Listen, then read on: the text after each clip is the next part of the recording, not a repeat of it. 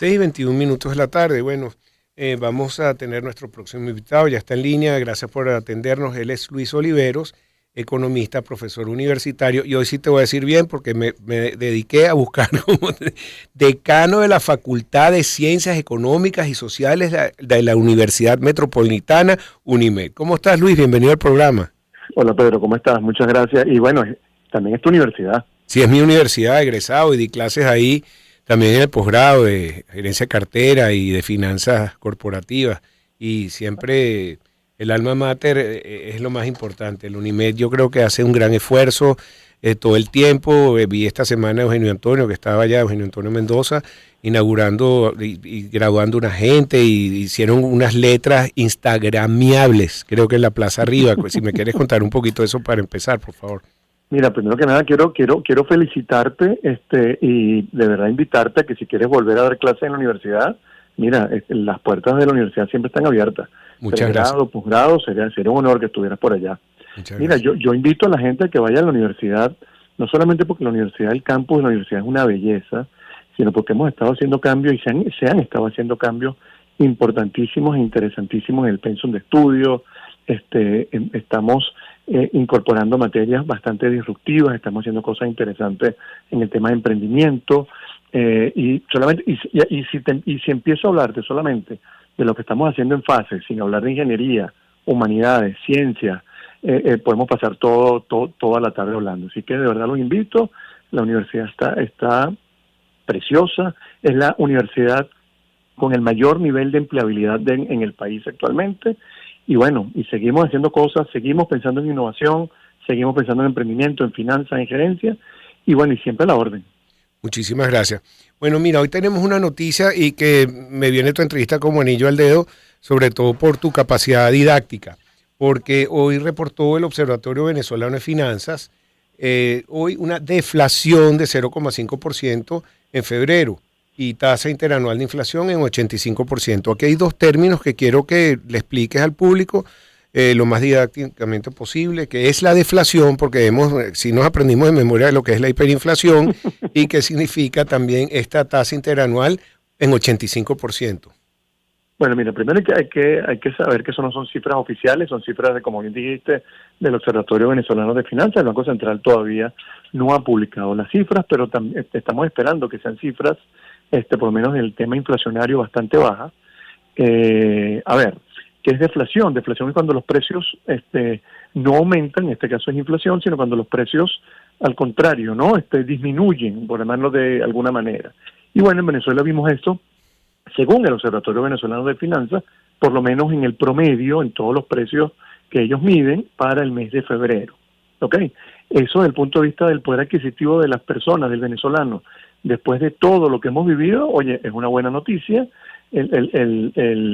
Lo que está haciendo el gobierno en tema antiinflacionario por lo menos nos ha llevado a que estos últimos meses, 5 meses si mal no recuerdo, hemos tenido inflación mensual de una cifra, y lo que llevamos de 2024, una inflación acumulada de 3%. Esa inflación interanual que hablan ellos de 85, bueno, mira, no es más que calcular la inflación desde entre febrero del 2023 y febrero del año 2024, la inflación que hemos tenido en esos 12 meses.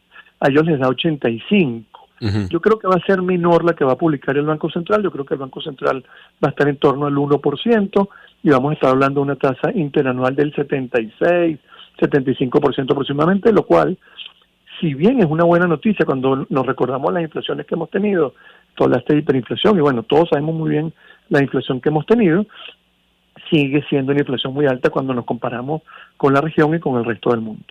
Muy bien. Ahora, fíjate que el Observatorio Venezolano de Finanzas dice que el dólar pasó de 38.42 a 37.96, una leve baja, por mayores ventas de divisas por parte del Banco Central y a una menor emisión de dinero por parte del instituto emisor. ¿Estás de acuerdo Sí. que estas son las razones? Sí. Hoy la tasa de cambio, la variación de la tasa de cambio es una proxy importante de cómo va a ser la inflación en Venezuela, ¿no? Y bueno, los números que ellos manejan, hubo una disminución en la tasa de cambio, y que podemos hablar de una apreciación cambiaria hoy, lo cual también es una buena noticia para lo que hemos vivido, y eso sin lugar a dudas tuvo repercusiones importantes en la inflación. Lo otro es que, bueno, las políticas de equilibrio fiscal que estaba llevando el gobierno en los últimos meses, bueno, ha llevado a que el financiamiento monetario del déficit haya disminuido, y esa disminución junto con la apreciación cambiaria hacen que hoy, según los números que está sacando el observatorio, quiero decir que yo no soy miembro del observatorio por si acaso, les den esa deflación. Sin embargo, son unas buenas noticias, y el Banco Central estoy seguro que se van a aparecer. Tal vez no le dé deflación, pero sí le va a dar una inflación bastante baja. Sí.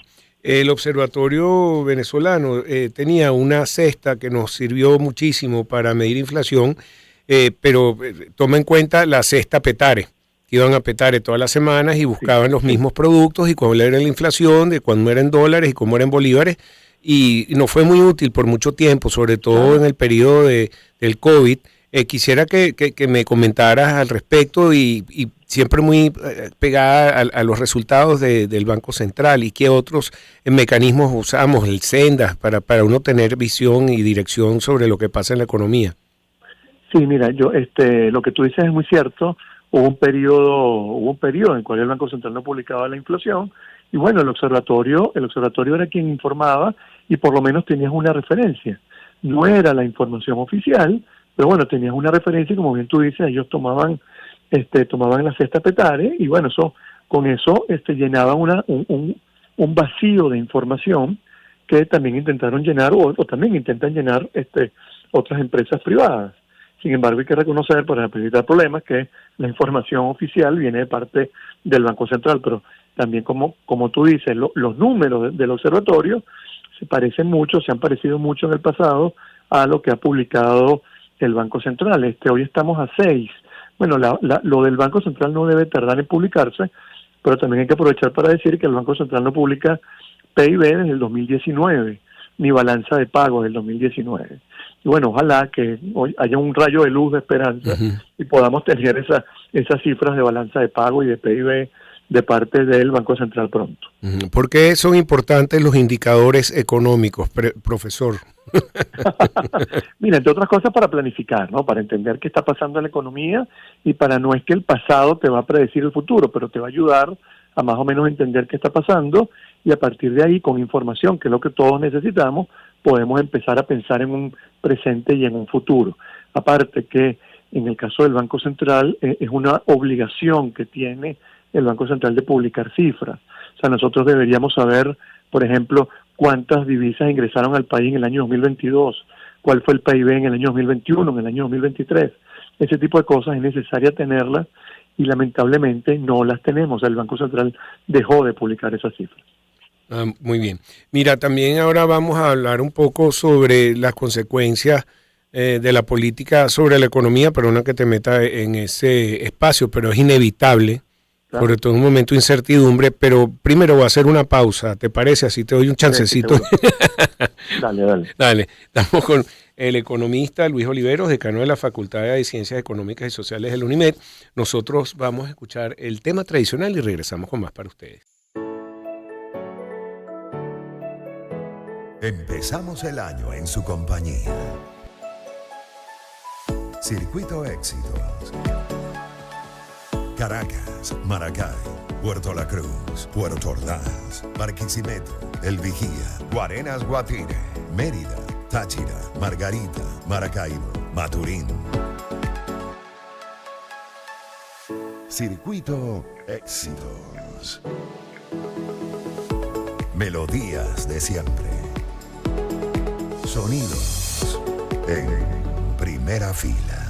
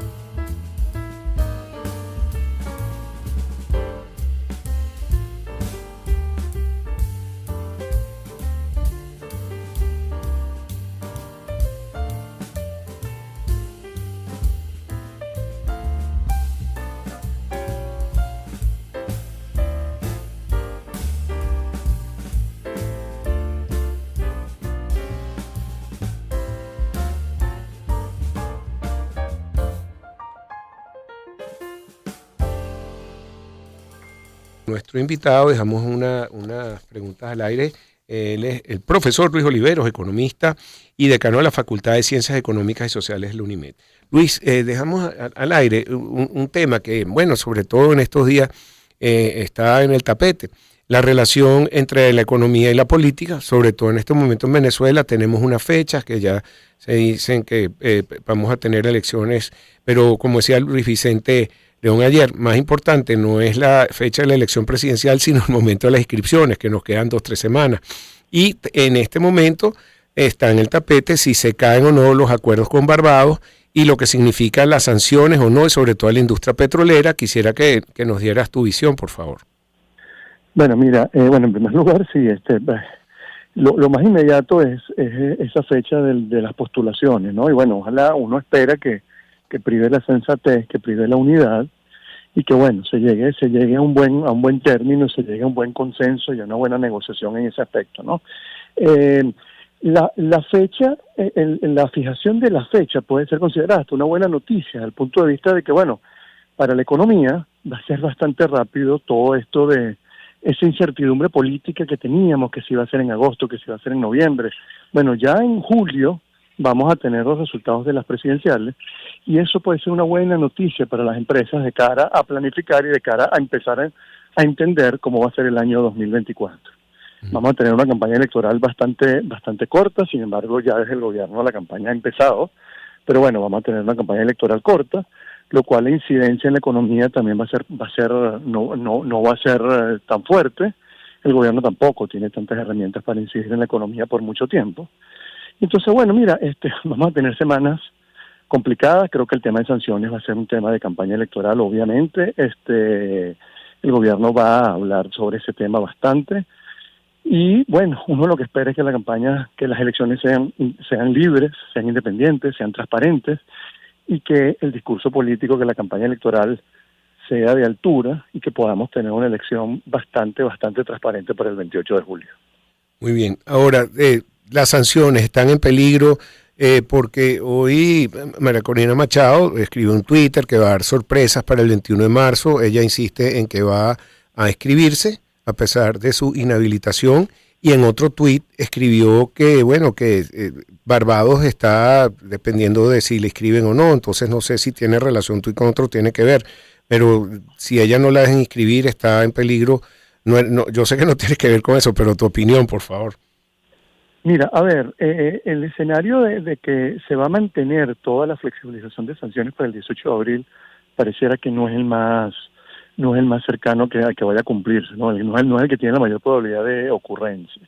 Pareciera que ese día van a quitar algunas flexibilizaciones. Ahora bien, uno empieza a pensar, bueno, cuáles quitarían, y por el bien de los venezolanos, por el bien del país, uno espera que, por ejemplo, en el tema petrolero, mantengan esa flexibilización de sanciones con las empresas que ya están operando y que ya están trabajando en Venezuela, ¿no? Sin embargo, si por ejemplo vuelve otra vez la flexibilización para nuevas licencias petroleras, oye, ya por lo menos tendríamos un inconveniente, y es que ya tendríamos un techo en la producción petrolera, lo cual es una mala noticia. Mira, mi posición con el tema de las sanciones es bastante conocido. Yo esperaría que ahí la razón, el criterio de pensar en el bien de los venezolanos sin pensar en partidos políticos se imponga. Y yo creo que estar abogando porque vuelvan las sanciones, porque eso va a generar cambio político, ya está bastante demostrado en Venezuela que eso no tiene ningún sentido, ¿no? Montarse en esa ola en una campaña electoral, esperando que vengan sanciones para que cambie el tema político, creo que es una pésima estrategia. Pero sin embargo, yo creo que el 18 de abril no vamos a ver, y ojalá y la acierte, y voy a ser optimista hoy, ojalá que no haya tantos cambios en el tema de la flexibilización de sanciones, y que el gobierno de los Estados Unidos espere a ver qué ocurre en la campaña electoral y en las elecciones, ¿no? Ojalá que eso ocurra. Lo que pasa es que hoy pareciera que las apuestas no están muy a mi favor, pero bueno, vamos a ser optimistas sin pecar de ingenuo y vamos a esperar, porque también hay algo. Si el tema de sanciones vuelve, si arrecian las sanciones, la cantidad de gente que está emigrando va a aumentar, la cantidad de venezolanos va a aumentar, porque la situación económica no va a mejorar. Y uno de los temas, no solamente hoy en Venezuela, sino en la campaña electoral en los Estados Unidos, que hay que tener muy en cuenta eso, es el tema migratorio, lo que está pasando en el Darién y la cantidad de gente que está llegando a Estados Unidos. Ujú. Con sanciones va a ser imposible que la cantidad de venezolanos que está llegando a Estados Unidos disminuya, al contrario, va a aumentar. Y con sanciones es más difícil pensar que quienes están en el gobierno van a ser más flexibles. Entonces yo creo que aquí hay que jugar a que, bueno, mira, vamos a seguir negociando, vamos a seguir haciendo cosas, que tal vez uno de los jugadores no se esté portando tan bien como espera el otro. Bueno, pero vamos a seguir en negociaciones, porque lamentablemente de este problema solo podemos salir con temas políticos, con voluntad política y con negociación. Está bien. Bueno, mira, se me acabó el tiempo. Gracias, Luis, por siempre compartir tu tiempo con nosotros y sobre todo que te felicito por la parte didáctica. No, vale, siempre a la orden y Pedro, insisto, estás invitado. Cuando quieras dar clase, de verdad que sí. Cuando quieras cuando quieras ir a la universidad a hablar de finanzas, mira, estamos a la orden. Bueno, hablamos. Muchísimas gracias, Luis. Fuerte No, abrazo. Luis Oliveros, economista, profesor universitario, decano de la Facultad de Ciencias Económicas y Sociales de la UNIMED. Nosotros vamos a escuchar el tema de Peter Frampton, Show Me the Way.